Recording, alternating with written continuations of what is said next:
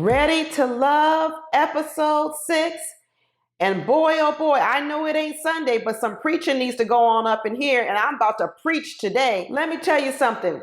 The Bible says do things decently and in order. And let me tell you, the whole Potomac, DC, Dayton market is out of order. It's completely out of order. We in this pandemic, trying to figure out this pandemic with coronavirus. Well, we got a bigger problem in DC. We got a Dayton virus, and we might need to shut this whole city down and say no Dayton. Just like we shut down these cities for coronavirus, we need to shut down the entire DC, Maryland, Virginia. I don't know how far it's spread, but we need to shut it down. Just like we asking for negative COVID tests, we need to start asking for some negative psych tests before people can date in this market, because this shit is out of order. I'm so glad Precious went home this week, because, you know, honestly, y'all, I am tired of doing videos about her. I am tired of doing videos about her failed dating strategy and she not getting it.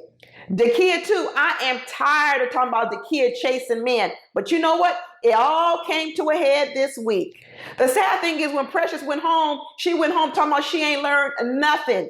Nothing, y'all, nothing. She basically said she gonna double down on her failed dating strategy. In fact, she said she done fallen in love with herself all over again. What the hell? Isn't that called toxic? If a woman kept falling in love with a man over and over good that wasn't good for him, we be calling that toxic. The relationship was toxic. Well, you know what? Precious is falling in love with herself all over again. So you know what? That's just as toxic. Precious going home still thinking that the problem she had was the whole party girl in the club. Good Lord, Precious, you are an intelligent woman. You don't know that's a metaphor, a simile, a euphemism. It's not about the club. It's not about the venue. It's about your conversation. It's about your sex talk.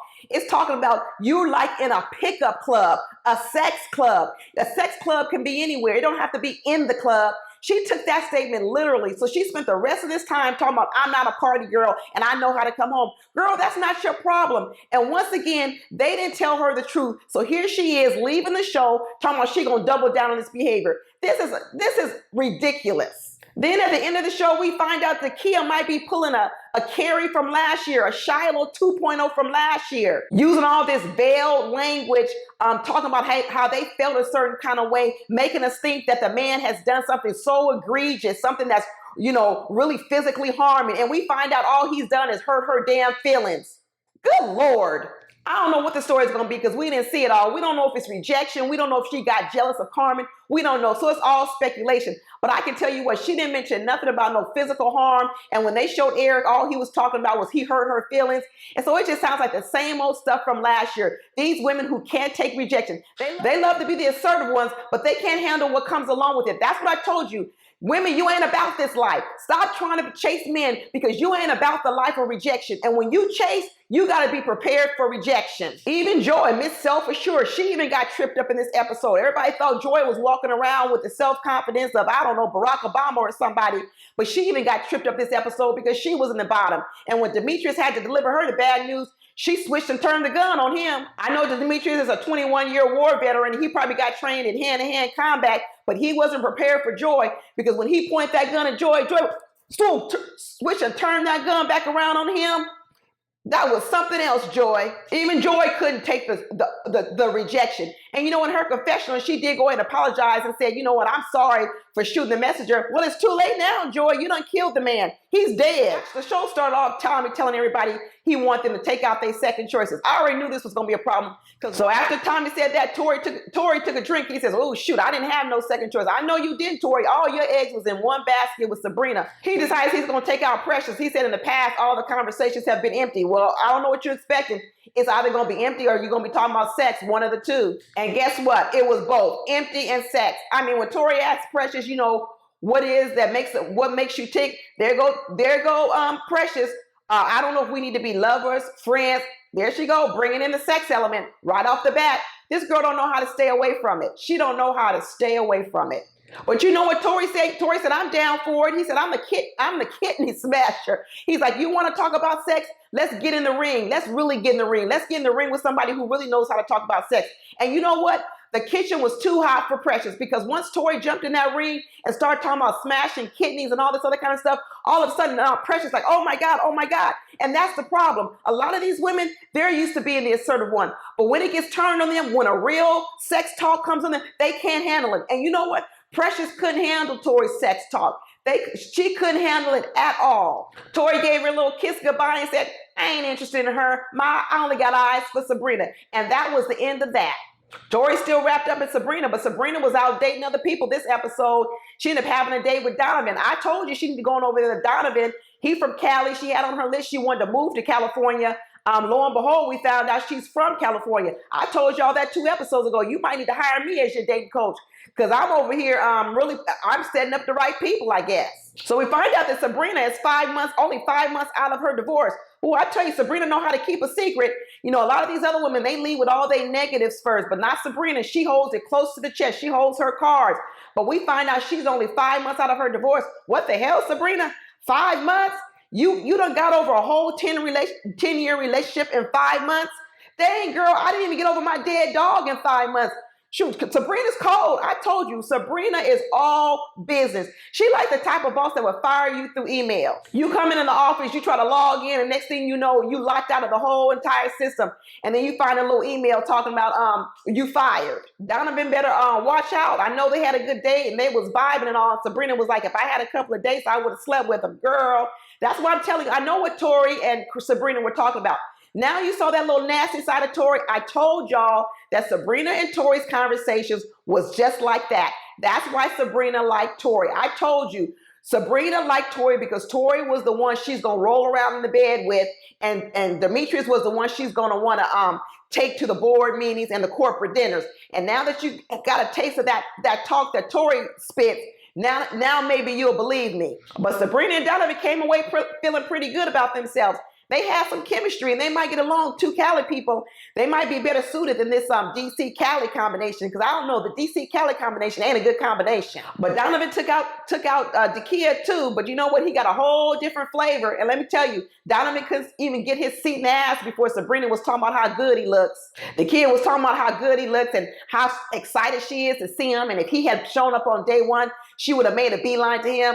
I'm so tired of Dakiya T. I really wanted Dakiya to go home too. I really had high hopes for her, and I was trying to stick with her because there was one part of me that I really liked her. But now I'm just so annoyed with her. I really want them to vote her off. Donovan's talking about his love language, his touch and affirmation. And well, there you go. Dakiya can serve up affirmation for breakfast, lunch, and dinner, appetizers, in between snacks, anything you want. And there she is rubbing on his legs.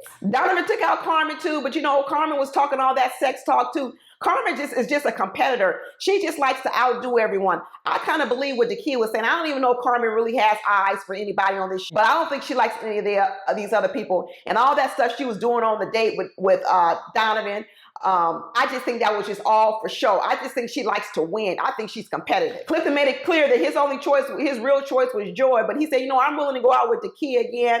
I'm willing to keep some doors open. He's just playing along too. And so he takes out Dakiya this time because he basically said Dakiya is all 9 to 5 and he wants to have some fun. I told you that. Clifton really ready to leave them babies behind. That little 3-year-old he ready to leave them kids behind wherever they are and go travel the world with Joy as she sings in these nightclubs and these concert gigs and stuff. That's the life that Clifton wants. We already know what he's after. He and Joy actually are probably very well suited for each other. And here comes Dakiya. Oh, Big Daddy's eye candy. Oh, I'm so over it. I am over it, Dakiya. Please just stop it. So they eating oysters and all this other kind of stuff. And Dakiya talking about her gag reflexes are really good. More sex talk, more leading with sex. Dakiya, girl, now I know. I didn't know why Dakiya was still single when she first came on the show, but I know exactly why she's single. It is crystal clear. Clinton said he came away with a different image of Dakiya because she shared more about herself, how she's more adventurous and all this other kind of stuff. And Dakiya was like, well, I tried to tell you it's more than me than work. Well, we wouldn't know it, Dakiya, because you only lead with 2 things, work and sex. That's all people know about you. Maybe if you start leading with what you like to do for fun and other parts of you, people would know that about you. But you don't never get to that. We know Dakiya's number 1 is with Eric, and she talks about their strong connection. But this time, Eric took out his old friend, Carmen.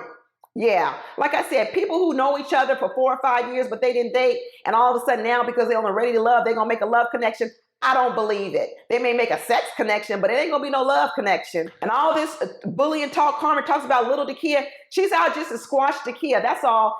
Carmen wants to date Eric and probably has wanted to date Eric, and who knows which way it goes or whatever else the case may be. And so, yeah, she don't like the idea that Eric is now trying to chase after Dakiya. And so now, you know, what her little competitive side is coming out. That's all that this is about. Carmen is over talking about Dakiya is the appetizer. She's the main course, telling Eric he might as well go ahead and serve eviction papers to all these other people. She got a lot of one-liners. She sure does. But you know what? In the deliberation room at the end, Eric said it right. He said Dakiya is the main course, and Carmen he could have on the side as some sauce. There you go. I hope you see this, Carmen.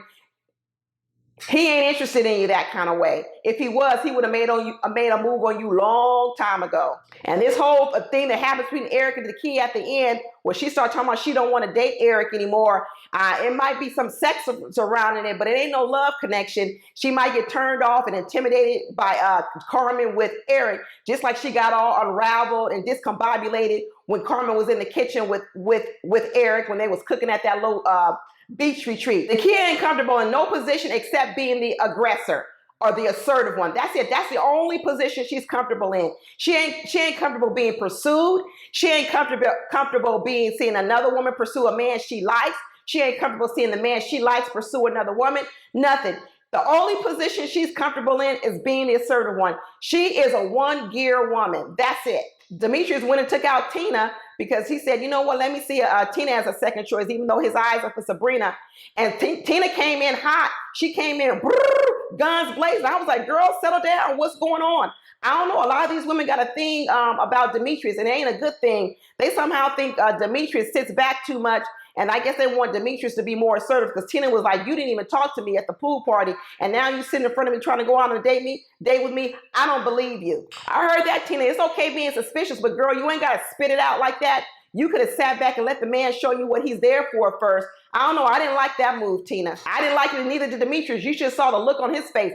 Demetrius don't like to be challenged. One thing people are saying about him is that he may be quiet, but he don't like to be challenged. He got into it with Laverne in the deliberation room. He didn't like it when Precious did it to him, and he didn't like it when Tina did to him. Demetrius does not like to be challenged, not at all. But you know what? He settled her down. He told her, you know what? When she asked him what kind of woman he's looking for, he said one that's vulnerable. He said, and basically he said, I don't like no assertive woman. Demetrius don't want no alpha female like Laverne.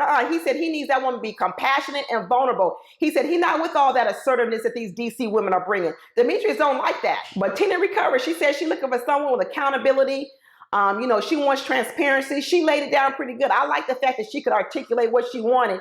And I also liked it wasn't no pie in the sky list like Sabrina carries around in her phone. At least Tina's, I think she wanted were core values as opposed to Sabrina wants somebody who's witty. Girl, get out of here. In the deliberation room, Demetrius talked about how he hit it off with Tina. And P.O. didn't like that in the deliberation room. He felt a little threatened. I know he did, because let me tell you something. Tina, and when I said Tina wants a sugar daddy, you know what she wants? She wants some maturity. She wants a level of something, and she thinks she can only get that in an older man. But let her find it in a younger man. She's going to be for that younger man. She just wants what she wants, but if she can find it in a younger man, she will. And I think Demetrius is younger than P.O. So P.O., you know what? You got a little competitor on your hands. And I don't know why P.O. went out with Joy as the second choice. Everybody know Joy not available. I don't even know why P.O. went out with her trying to penetrate that wall. That wall is made of steel. Ain't nobody getting through Joy. In fact, Joy said in this episode, she about to wean you people off of her. I tell you, Joy was off the chain this episode. She said she's sick and tired of this dating game. She said she just want to get to what she want to get to, and that's to kissing on Clifton, just like she said. Please, when P.O. asked her what made you want to go and kiss Clifton like that in front of everybody, she said maybe want to do it. She said she been dying to do it. She said she bored of trying to pretend like she interested in you other guys. I don't even know why P.O. even invited her out, but he figured it out. And basically in the end, she said, this is a platonic date and we could be friends, but there ain't gonna be nothing else going on here. Paul wasted a date. Laverne and Ace went out and they seem to be gelling. It seems like Laverne treats Ace a little different than he treats the other woman, which is good because the way he treats the other women, I don't know who would want to be with that. So he definitely gonna need to show another side. So if he's showing Ace another side, I'm all for it. And you know what? He says that Ace is his piece, and Ace says he makes her feel giddy, like a little schoolgirl. So you know what? I'm with it. A part of me just thinks though that Laverne wants to make it to the end. I don't know. He's trying to shore up Ace, talking about you choose me, I choose you. Like it's a little deal they're gonna make, and we just choose each other, and we'll be in the final. So they probably struck a deal. So we probably gonna see them in the final together too. But anyway, when they finally got to the deliberation room, you know, Demetrius had enough of Laverne. It looks like the guys don't really like Laverne because every time he opened up his mouth, they was rolling their eyes. You know, Eric was rolling his eyes. Demetrius chimed up and told him, I don't need to listen to you. You don't need to tell me what to do. So it sounds like Laverne be running his mouth all the time amongst the men. And I told you, Demetrius don't like no alpha females. And you know what? He don't like no men coming stepping to him either. He be cutting you off quick.